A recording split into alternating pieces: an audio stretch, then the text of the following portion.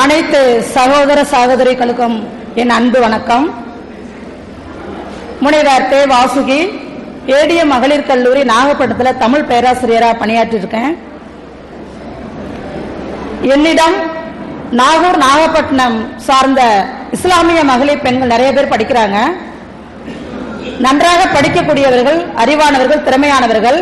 ஆனால் இடையிலேயே அவளுக்கு விரைவிலேயே திருமணம் செய்யப்படுவதனால் மேற்கொண்டு அவர்களால் படிக்க முடிவதில்லை. இன்னொன்று, அவர்கள் உயர்கல்வி வருவதே மிக அரிதாக இருக்கின்றது. அதாவது யூஜி முடிச்சிட்டாங்கன்னா பிஜி வருவது என்பதே கிடையாது. இப்படி திறமையான மகளிராக இருந்தும் ஏன் அவர்களுக்கு விரைவில் நீங்கள் திருமணம் செய்கிறீர்கள்? ஏன் கல்வி மேற்கொண்டு படிப்பதற்கு கல்வி மறுக்கப்படுகிறது? நன்றி.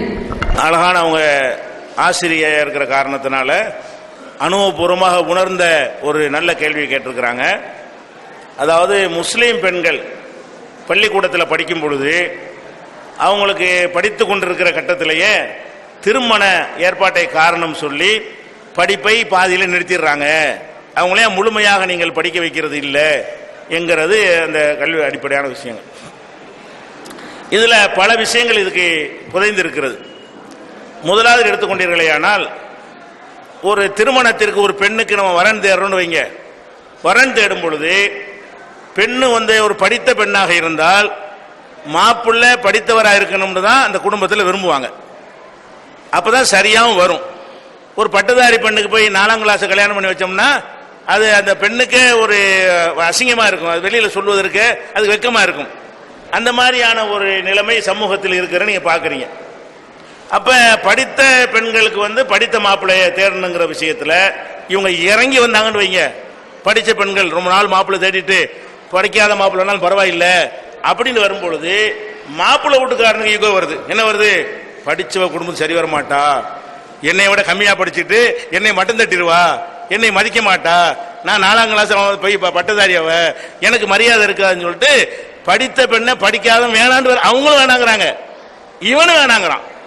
எனக்கு என் அளவுக்கு இருந்தா தான் சரியா வரும், எனக்கு மேல ஸ்டேட்டஸ் கூட இருந்தால் எனக்கு ஒரு அவமரியாதையா போயிடும் என்ற அடிப்படையில் அந்த பெண் வீட்டார்கள் மறுக்கிறது நீங்க அனுபவத்தில் பாக்குறீங்க. இது ஒரு பேசிக்கா விளங்கிக்கணும். எங்க முஸ்லிம் சமுதாயத்தை எடுத்துக்கொண்டீர்களே ஆனால் ஆண்கள் படிக்கல. நீங்க பெண்களை பத்தி பேசுறீங்க, பெண்கள் கல்லூரியில் படிக்கிறது ஆசிரியர் இருக்கிறதுனால ஆண்களுடைய நிலைமை என்னன்னு பாத்தீங்கன்னு சொன்னா, எங்க சமூகத்தில் ஆண்கள் படிக்கிறது கிடையாது. ஏன் படிக்கிறது கிடையாது? ஆம்பளை ஒரு ஒரு 18 வயசு அந்த அடைஞ்சிட்டான்னு சொன்னா போய் சம்பாரிச்சுட்டு வாடான்னு வெளிநாட்டுக்கு அனுப்பிடுறாங்க. அவனை தான் முதல் படிக்க வைக்கணும். எங்க சமூகத்தில் ஆண்களை படிக்க கூடாத அளவுல ஒரு +2 அளவு கூட படிக்க வைக்காதவர்கள் அதிகமா இருக்கிறார்கள். 10ஆம் கிளாஸ் படிச்சியா ஓடு வெளிநாட்டுக்கு, எங்க போய் சம்பாரிச்சுட்டு வா, தங்கச்சி கல்யாணம் பண்ணி கொடுக்கணும், அக்கா கல்யாணம் பண்ணி கொடுக்கணும்னு ஒரு காரணத்தை சொல்லி அவங்க ஆம்பளை பிள்ளைகளை படிக்க வைக்க மாட்டேங்கிறாங்க எங்க சமூகத்தில். அப்ப ஆண்கள்லாம் எங்க இருக்கிறாங்கன்னு பாத்தீங்கன்னா, இளைஞர்கள் பூரா எங்க இருக்காண்டா வெளிநாட்டுலாம் இருக்கிறான். கல்யாணம் பண்ணாம 25-30 வயசு வரைக்கும் குடும்பத்தை கடன் இருக்கு, அது இருக்குன்ற எல்லாம் தான் சுமக்க வேண்டி இருக்கிறது. அப்ப வெளியே அனுப்பி விட்டுறாங்க. இந்த ஒரு நேரத்தில் இந்த பெண்கள் மட்டும் படிச்சுட்டு வந்தாங்கன்னு சொன்னா நாங்க முஸ்லீம்ல தான் மாப்பிள்ளை தேடணும். தேடுனா கிடைக்காது. ஒரு பெற்றோருங்கிற முறையில் என்ன பாக்குறான்னு கேட்டா, தேடுனா இவளுக்கு ஈக்குவலா படிச்ச ஆம்பளை இல்லையே, இவன் 8ஆம் கிளாஸ் 4ஆம் கிளாஸ் அவ்வளவு இருக்கிறான். அவ பொம்பளை என்ன செய்யறாங்கன்னு கேட்டா, வீட்டுல படிச்சுட்டு வாமா, இவனை போய் சம்பாதிக்க அனுப்பிடுறாங்க. பொம்பளைக்கு என்ன செய்யறாங்க, நீ வீட்டுல சும்மா படிச்சுட்டு வான்னு அனுப்பி விட்டுறாங்க. அப்ப என்ன பண்றாங்கன்னா, இந்த திருமண மேற்று வரக்கூடிய ஒரு பருவ வயசு அடைஞ்ச பிறகு அவங்களுக்கு வாழ்க்கையை தேடுவதை தூர கூட சிந்திக்கிறாங்க. ரொம்ப படிச்சா மாப்பிள்ளைக்கு எங்க போறது? 1000 மாப்பிள்ளையில தேடி எடுக்கிறதுக்கு போல 3 மாப்பிள்ளையில தேட வேண்டி வந்துருமே. ஒரு ஊர்ல படிக்காத பொதுவான மாப்பிள்ளைன்னா ஒரு 1000 தேடும். படிச்சதுன்னு இதுக்கு ஈக்குவலா தேடும் பொழுது 3 பேர் தான் தேடுறான். 1000ல் 3. இவனை வச்சுக்கிட்டு எப்படி எத்தனை பொம்பளை போட்டி போடுறது என்கிற ஒரு அக்கறை வரும் பொழுது அவங்க சில பேர் என்ன செய்யறாங்க, மாப்பிள்ளை அது ஒரு வாழ்க்கை பிரச்சனை இருக்கா இல்லையா, பேசிக்கா இது எப்ப சரியா வரும்னு கேட்டா, எங்க ஆண்கள் படிச்சாதான் சரியா வரும்.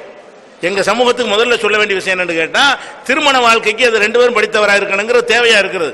ஆண்களே படிக்காத ஒரு சமுதாயமா நாங்க இருக்கக்கூடிய நேரத்தில் இப்படி ஒரு பெண்ணை பெற்றவர் படிப்பை விட எதை பார்ப்பாரு? நம்ம மரணத்துக்கு பிறகு நமக்கு பிறகு பண்டிகை ஒரு வாழ்க்கை இருக்கணும், அது சந்தோஷமா பேரம்பு தேடி இருக்கணும் என்கிற மாதிரி தான் ஒரு பெற்றோருக்கு ஆசை இருக்கும். அது இல்லாம போயிருமோ, அதுக்கு இந்த சமூக அமைப்பில் மாற்றம் பாதிப்பு ஏற்பட்டுருமோ என்கிற ஒரு பதைப்பின் காரணமாக இந்த மாதிரி சில இடங்கள்ல கிடைச்சோன்னு என்ன செய்வோம், கல்யாணத்துக்கு மாப்பிள்ளை வந்தா கட்டி கொடுத்துருவோங்கிற ஒரு நிலைக்கு வந்துடுறாங்க. ஒன்று. அப்ப இது காரணம் என்னன்னு கேட்டா, ஆண்கள் படிக்கலைங்கிறவரை யாருக்குமே தெரியல. எல்லா நிகழ்ச்சிகளும் இந்த கேள்வி கேட்கறாங்க, என்ன உங்க பெண்கள் ஏன் படிக்கிறீங்கன்னு சொல்லி. நானே 4ஆம் கிளாஸ் தான் வச்சுக்கிறீங்களேன். நான் உங்களுக்கு பேசிட்டு இருக்கேன்னா என்னைய 4ஆம் கிளாஸ் மேலே படிக்க வைக்கல, சம்பாதிக்க அனுப்பி விட்டாங்க. அப்ப இது மாதிரி தான் எங்க குடும்பங்கள்ல ஆம்பளைகளை படிக்க வைக்கிறது கிடையாது. ஆண்களை படிக்க வைக்கலங்கிற ஒரு நிலை இருக்கும் பொழுது அந்த அதுக்கு ஏற்றவாறு தான் பெண்களை என்ன செய்யணும் இருந்தால் தான் வாழ்க்கை அமையும். பெண்களே படித்தவர்களா இருந்தார்கள் ஆனால் குடும்ப வாழ்க்கை அமையாது. ஆம்பளை வேணுமா, துணை வேணுமா இல்லையா, அந்த ஒரு நெருக்கடி எங்களுக்கு மட்டும் இருக்குது, ஆண்கள் படிக்கலைங்கிற ஒரு காரணத்தினால. ஃபர்ஸ்ட் விஷயம். இரண்டாவதாக என்னன்னு கேட்டா, இந்த பெண்களை பொறுத்த வரைக்கும் ஒரு இயல்பான ஒரு தன்மை, அது ஒரு பெண்ணடிமை தனமா நீங்க எடுத்துக்கொள்ள கூடாது. அவங்களுக்கு இந்த டீனேஜ் பருவம் இருக்கு இல்லையா, அது ரொம்ப ஒரு ஆபத்தான பருவம்.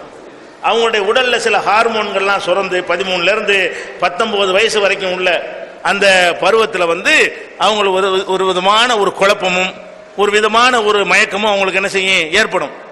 அந்த நேரத்தில் ஒரு சரியான முடிவெடுக்க முடியாத அளவில் அவங்க இருப்பாங்க. அப்ப வீட்டில் என்ன செய்வாங்க, தாய் தந்தையெல்லாம் போடி வாடி ஒரு மரியாதை எல்லாம் பேசுவாங்களா, ஏதோ ஒரு ஆம்பளை அப்படி கொஞ்சம் அப்படி வித்தியாசமா தெரியுது, என்ன அப்படி மதிக்கிற மாதிரி பேசி உன்னை விட்டா ஆரம்பல அப்படி ஒண்ணு வீட்டுல எல்லாம் திட்டி குமிக்கிறாங்க, இவன் அழகா நல்லா பேசுறானே இப்படின்னு ஏதோ ஒண்ணு. அதாவது பெண்களை பொறுத்த வரைக்கும் அவங்க எப்படிலாம் ஏமாறுறாங்கன்னு கேட்டா, உடலை பார்த்து ஏமாறுறவங்க இருக்கிறாங்க. நல்ல பாட்டு படிப்பான், இது ஒரு தகுதியா, நல்ல குரல் அவனு விரும்பிடுறது. அந்த வயசுல அந்த 13 to 19 உள்ள எதெல்லாம் தேடணும், இவன் யார், இவன் குடிகாரனா, ஃபேமிலி பேக்ரவுண்ட் என்ன, கஞ்சி ஊத்துவானா, சம்பாதிப்பானா, தருதலையா திரிவானா, எவ்வளவு விஷயங்கள் அதில் கவனிக்க வேண்டி இருக்கிறது. அந்த அறிவெல்லாம் இல்லாம என்ன செய்யறாங்கன்னு கேட்டா, ஒரு ஆணை பொறுத்த வரைக்கும் அவன்கிட்ட ஏதாவது ஒண்ணு அவங்களை இருத்தணும். குரல், ஒரு மிமிக்ரி பண்றது, ஒரு ஜோக் அடிக்கிறது, ஒரு சோசியலா பழகுறது, ட்ரெஸ் பண்ற விதம், ஒரு மாதிரி அவன் பைக் ஓட்டுறது, இது எல்லாமே அதுதான் ஒவ்வொரு ஸ்டைலா செஞ்சு காட்டுவானு. ஒவ்வொரு ஸ்டைலான அவன் சிகரெட் அடிக்கிறத பார்த்து போற பொம்பளைலாம் இருக்கு, நல்லா சிகரெட் பிடிக்கிறான், அது ஒரு கெட்டது, அதுல லயிச்சு போய் நல்லா அப்படி நினைக்கிற ஆளுகள்லாம் இருக்கிறாங்க. அப்ப இந்த மாதிரி அந்த பருவம் ஆபத்தான. 19 கடந்துட்டா கரெக்டா இருக்கிறாங்க. 19 வரைக்கும் நெருப்ப வயிற்றுல கட்டின மாதிரி கவனமாக அவங்கள பாதுகாக்கலை என்று சொன்னால், ஒரு தவறான ஒருத்தன் தவறான ஒருத்தன் நல்ல தகுதியற்ற ஒருத்தன் போய் வாங்கிட்டான்னு வைங்க, எத்தனை குடும்பங்கள்ல எங்கள்கிட்ட வருவாங்க. ஆனா இந்த மாதிரி பெற்றோரை பகைச்சுக்கிட்டு எங்க ஜமாத்துல முறையிடுவாங்க. இப்போ நாங்க ரெண்டு சமுதாயத்தில் வருவாங்க, முஸ்லீம்களே வருவாங்க, முஸ்லீம் அல்லாதவங்களே வருவாங்க. சொல்லுவோம், ஏமா இப்போ தானே படிச்சுட்டு இருக்க, 18 வயசு தானே ஆகுது, 15 வயசு தானே உனக்கு ஆகுது, உனக்கு எதுக்கு இந்த வேலை, நீ பெற்றோரோட போன்னு சொல்லி அவங்கள தனியாக உட்காந்து பேச விடுவோம். தாய் தகப்பன் காலில் விழுவாங்க, மாட்டேன்ருவா.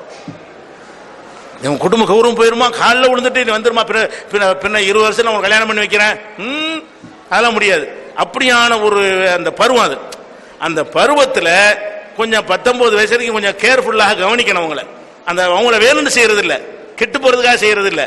அந்த ஹார்மோன் அந்த வேலையை செய்யுதுங்கிறத கண்கூட நம்ம உலகத்தில் பார்த்துக்கிட்டு இருக்கிறோம்.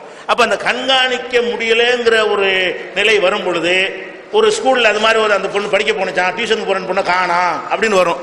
அப்ப இவங்களுக்கு பதறும், டியூஷனுக்கு நம்ம பொண்ணு டியூஷனுக்கு போய் காண போயிட்டானு பண்றது, ஸ்பெஷல் கிளாஸுக்கு போனிச்சு என் பொண்ணை காணான்னு ஒரு கம்ப்ளைண்ட் வருமா, பேப்பர்ல வருமா, அங்க படிக்க நாங்க பதறுவோம், என்ன ஆச்சு, அந்த பெற்றோர் பதறுவாங்களா இல்லையா. இது மாதிரியான ஒரு அந்த அமைப்பு, சமூக அமைப்பு இப்படி இருக்கிறது. பெண் குழந்தைகள்னா அவங்கள 19 வயசு வரைக்கும் கண்ணு கருத்தமா காப்பாத்தணும். ஒவ்வொரு பெண்ணுக்கு தெரியும் நம்ம அந்த வயசுல நம்ம எப்படிலாம் இருந்தோம் என்று. ஒரு தாய் அதெல்லாம் விளங்கணும். அவங்களே கொண்டாந்து ஸ்கூல்ல விடணும், அவங்கள அழைச்சிட்டு போகணும், போய் சொன்னால் கண்காணிக்கணும். அந்த மொபைல் போன்ல என்னென்ன இருக்கு எல்லாத்தையும் கண்காணிக்கணும். இந்த வாட்ஸ்அப் எல்லாம் நவீனங்கள்லாம் வந்த பிறகு ரொம்ப எல்லாமே ஈஸியாக போயிடுச்சு. வழிகட்டு போறதுக்கெல்லாம் வழி லேசா திறந்து வச்சுட்டாங்க. அப்ப இதெல்லாம் கருத்துல கொண்டு பார்க்கும் பொழுது அப்படி ஒரு சம்பவம் நடந்திருக்கும் அந்த ஊர்லயோ பகுதியிலேயோ. உடனே 4 பிள்ளைகள் நின்றுவாங்க.